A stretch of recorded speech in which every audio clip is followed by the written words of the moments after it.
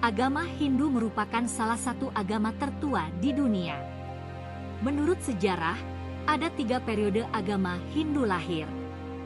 Periode pertama pada saat zaman Veda, yakni tahun 6000 hingga 2000 sebelum Masehi. Periode kedua yakni pada perkembangan zaman Brahmana, yakni pada tahun 2000 hingga 1500 sebelum Masehi. Periode ketiga adalah zaman Upanishad, yakni pada tahun 1500 hingga 500 sebelum Masehi. Dengan demikian, dapat diperkirakan bahwa agama Hindu sudah ada sekitar 6500 tahun sebelum Islam datang. Nabi Muhammad dijelaskan kitab suci Hindu. Jika dikatakan bahwa Nabi Muhammad Shallallahu Alaihi Wasallam adalah nabi yang ditunggu umat Yahudi dan umat Kristen, mungkin banyak dari kalangan umat Islam akan setuju, mengingat dalam Al-Quran memang terdapat ayat-ayat yang menyatakan kalau kedatangan Nabi Muhammad Shallallahu Alaihi Wasallam. Dan sebenarnya, sudah diberitakan dalam kitab-kitab suci pendahulunya, seperti Taurat dan Injil. Sebagaimana tersebut dalam surat Asy-Syaff ayat 6 yang artinya, dan ingatlah, ketika Isa ibnu Maryam berkata, "Hai Bani Israel, sesungguhnya aku adalah utusan Allah kepadamu, membenarkan kitab sebelumku, yaitu Taurat, dan memberi kabar gembira dengan datangnya seorang rasul yang akan datang sesudahku, yang namanya Ahmad atau Muhammad." Maka tatkala rasul itu datang kepada mereka dengan membawa bukti-bukti yang nyata, mereka berkata, "Ini adalah sihir yang nyata." Tapi jika dikatakan bahwa Nabi Muhammad Shallallahu Alaihi Wasallam adalah nabi yang juga ditunggu umat Hindu, mungkin kita sedikit bingung. Kalimat itu pasti mengejutkan bagi kebanyakan umat Islam maupun umat Hindu, bahkan mungkin bagi umat di luar kedua agama itu. Betapa tidak, syariat dari dua agama itu sangat jauh berbeda. Ternyata berita kedatangan Nabi Muhammad Shallallahu Alaihi Wasallam tidak saja diberitakan dalam kitab Taurat dan Injil. Bahkan ramalan kenabian Muhammad Shallallahu Alaihi Wasallam juga terdapat dalam kitab suci umat Hindu, kitab Weda. Kitab suci umat Hindu terbagi menjadi 3, yaitu Vedas, Upanishads, dan Puranas. Ketiganya dibedakan berdasarkan umurnya. Beberapa menyebutkan kitab tersebut berasal dari sekitar 4000 tahun yang lalu. Baru-baru ini telah ditemukan bahwa Nabi Muhammad Shallallahu Alaihi Wasallam disebutkan dalam kitab-kitab tersebut. Salah satu bukti yang mengejutkan adalah Jazirah Mahashivyasa yang merupakan tempat suci umat Hindu. Merupakan tanah Arab yang dirusak setan. Kemungkinan hal itu berasal dari pra-Islam pagan. Selanjutnya, disebutkan Muhammad, yang diperkirakan maksudnya adalah Muhammad, di mana dalam kitab tersebut digambarkan sebagai orang yang akan menuntun orang-orang yang sesat. Dalam kitab itu, disebutkan dia akan disunat, berjenggot, fasih, dia akan membuat revolusi besar.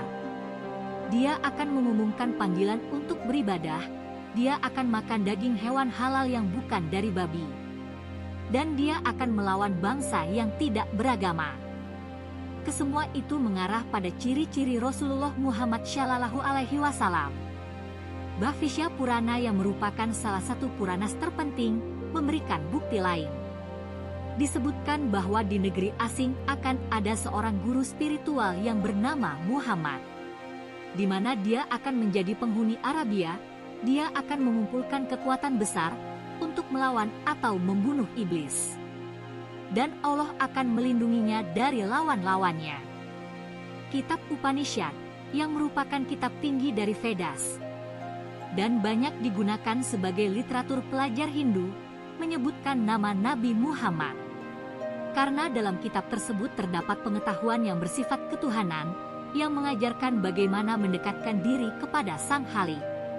Selain itu juga, terdapat bukti penting yang disebutkan, tidak ada Tuhan kecuali Allah, dan itu disebutkan lebih dari sekali. Disebutkan pula deskripsi untuk Allah, yaitu nama dewa adalah Allah, dia adalah salah satu, raja seluruh dunia.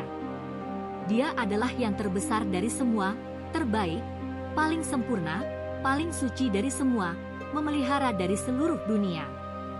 Yang merupakan pengejawantahan bumi dan ruang, dan Tuhan dari semua ciptaan. Dia menciptakan matahari, bulan, bintang-bintang, dan langit. Dia memelihara dari semua burung, binatang, hewan yang hidup di laut dan mereka yang tidak terlihat oleh mata. Dia adalah penghapus segala kejahatan dan bencana, dan Muhammad adalah Rasul Allah. Dalam Atharva Veda disebutkan, yang patut dipuji yang setiap orang harus memujinya. Dan disebutkan namanya Muhammad. Disebutkan pula, Muhammad adalah sosok penunggang unta. Menariknya, hal itu kontras karena Nabi Indian dilarang untuk menunggang unta. Dan Nabi Isa disebutkan mengendarai keledai bukan unta.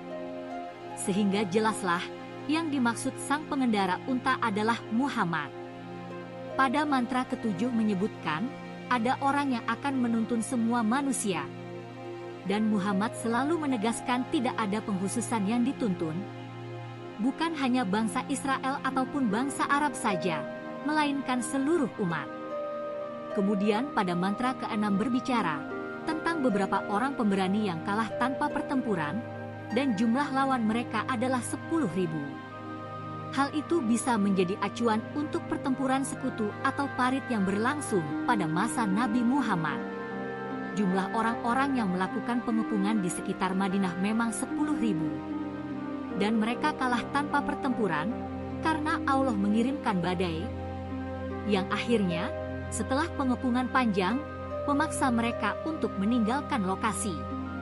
Selanjutnya, dalam Rig Veda, yang berbicara tentang seseorang yang digambarkan sebagai jujur dan dapat dipercaya, kuat dan murah hati yang akan menjadi terkenal dengan 10.000. Semua ini adalah karakteristik dari Nabi Muhammad. Dan jumlah 10.000 mungkin dimaksudkan untuk jumlah para sahabat Nabi Muhammad yang masuk dalam pemenangan Mekah.